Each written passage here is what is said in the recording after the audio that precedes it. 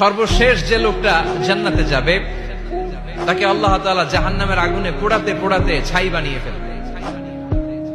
আল্লাহ বলবেন, জিব্রাইল যাও একটু দেখো, একটা মাত্র সেজদা দিয়েছে আমাকে, এরকম কাউরে পাওয়া যায় কিনা। বাটি চালান দিয়ে দেখো পাওয়া যায় কিনা। খুঁজে খুঁজে কাউরে পাবে না। আল্লাহ বললেন আবার দেখো, খুঁজে খুঁজে একজনকে পাবে, সামান্য ইমানের ছিটে ফোঁটা তার অন্তরে ছিল। আল্লাহ বলবেন, যেহেতু ছিটে ফোঁটা আছে, অনেক মায়ের খাইছে, ওকে বের করে জাহান্নাম থেকে বের করে একটা নির্ধারিত দূরত্বে রেখে দাও। রেখে দেয়া হবে, কিন্তু জাহান্নামের আগুনের লেলিহান শিখাতে তার গা ঝলসে যাবে। সে আল্লাহরে ডেকে বলবে, মাবুদ তোমার কাছে আমি কিছু চাই না,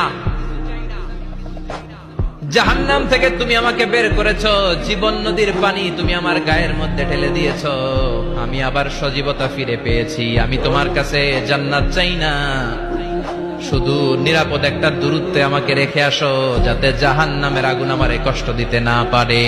আল্লাহ, আমি কিন্তু তোমার কাছে জান্নাত চাই না। কি চাই না? জান্নাত চাই না, কিন্তু জাহান্নামের আগুন আমারে কষ্ট দিচ্ছে, এতটা দূরত্বে রাখো যাতে জাহান্নামের আগুন আমার গায়ে না লাগে।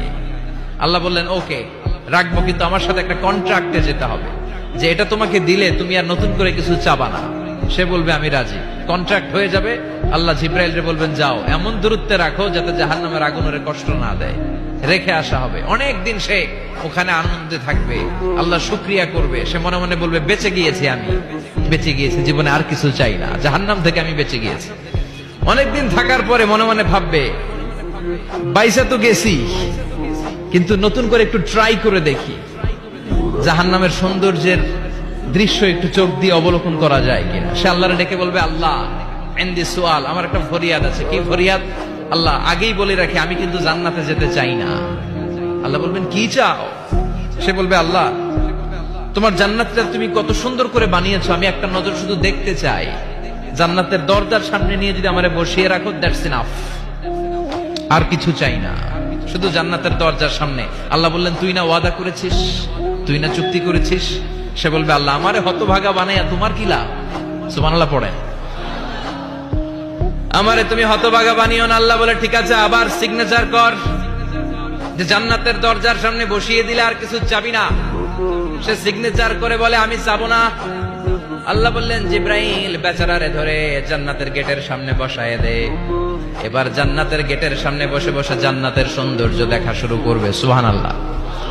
এমন সৌন্দর্য যেটা চোখ দিয়ে কেউ দেখে নাই, কান দিয়ে শোনে নাই, ওই সৌন্দর্য চোখে দেখে, কান দিয়ে আওয়াজ শুনে মাগার ভোগ করতে পারে না। অন্তরে জ্বালা আছে না নাই? এয়ার কন্ডিশনের রুমে ঢুকতে না পারলেও, এয়ার কন্ডিশনের রুমের দরজার বাইরে দাঁড়ালো, এয়ার কন্ডিশনের রুমের একটা ঠান্ডা বাতাস গায়ে লাগে না? কথা বলেন তো। ও যখন জান্নাতের দরজার সামনে দাঁড়াবে, ওর গায়েও এরকম জান্নাতের ঠান্ডা বাতাসের হিমেল ছোঁয়া গাটাকে শীতল করে দিবে। ওই শীতল হয়ে যাওয়ার পরে আর তো সহ্য হবে না, আবার আল্লাহরে ডাকবে, মনে মনে ভাববে, আর একটু ট্রাই করি না, দোষ কি, আস্তে আস্তে অনেক দূর তো আগাইছি। সুবহানাল্লাহ কইবেন না? এবার আল্লাহরে বলবে, আল্লাহ ইনদি সুআল, আল্লাহ তুমি যদি কোনো বিষয় নতুন করে ডিসিশন নাও, তোমারে জিজ্ঞেস করার মতো কি কেউ আছে? আল্লাহ বলে, না, আমি তো সব রাজার বড় রাজা, মহারাজা, আমার উপরে তো কারো কথা চলে না।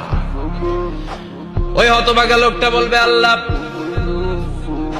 এত সুন্দর জান্নাত তুমি বানালাম, চোখ দিয়ে সৌন্দর্য দেখি, কান দিয়ে আওয়াজগুলো শুনি, হুর আর গেলমান হেঁটে বেড়ায়, এত সুন্দর জান্নাত চোখ দিয়ে দেখি, ঢুকতে পারি না, আমারে কষ্ট দিয়ে তোমার কি লাভ? ও আল্লাহ, আমারে তুমি মাফ করে দাও, জান্নাতের চিপার মধ্যে এক কর্নারে তুমি একটু আমারে জায়গা করে দাও। আল্লাহ বলবেন, ওয়াই হাক ইবনা আদম, তোর ধ্বংস হোক হে আদম জাত, মা আগদারাকা, তোর চেয়ে বড় গাদ্দার আমি আমার সৃষ্টিকুলে কাউরে দেখি নাই, কারণ তুই আমার সাথে চুক্তি করিস আর চুক্তি ভঙ্গ করিস।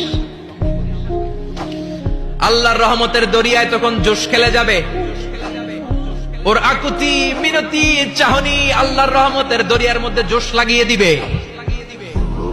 আল্লাহর দয়া হয়ে যাবে, মায়া হয়ে যাবে। আল্লাহ বলবেন, ঠিক আছে, জান্নাতে যা। লোকটা এবার এক দৌড়ে জান্নাতের ভিতরে ঢুকে যাবে। লোকটার দৌড় দেখে আবার লোকটারে আল্লাহ ডেকে বলবে, একটু দাঁড়া, একটু দাঁড়া, জান্নাত তো দিছি, তো দৌড় দিলি কেন? সুবহানাল্লাহ কইবেন না? লোকটি বলবে, আল্লাহ প্ল্যান তো আমি কম করি নাই, এত চেষ্টার ফলে আমি আসতে পারছি, আবার যদি তুমি বাইর করে দাও, এই জন্য এক দৌড়ে এমন সিপার মধ্যে লুকামো যাতে তুমি আমার না দেখো।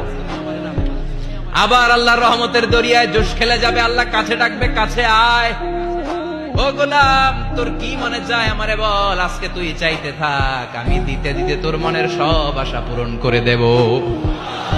লোকটা খুশি হয়ে বলবে, আল্লাহ আমারে এটা দাও, বাড়ি দাও, গাড়ি দাও, নারী দাও, এটা দাও, ওটা দাও, একের পর এক চাইতে থাকবে, আল্লাহ সব তারে দিতে থাকবে। চাইতে চাইতে লোকটার সব চাওয়া যখন শেষ, সে বলবে, আল্লাহ আর আমার চাওয়ার কিছু নাই। আল্লাহ বলেন, নো, এত তাড়াতাড়ি যে তুমি খেলা শেষ করতে পারবা না মনু, আমার সাথে তোমার এই খেলা আরো লম্বা সময় চলতে হবে, তোমার অনেক কিছু চাইতে হবে। তুই আজকে চাইতে চাইতে তোর সব চাও আমার কাছে বলবি, আর আমি দিতে দিতে তোর জীবন ধন্য করে দেব।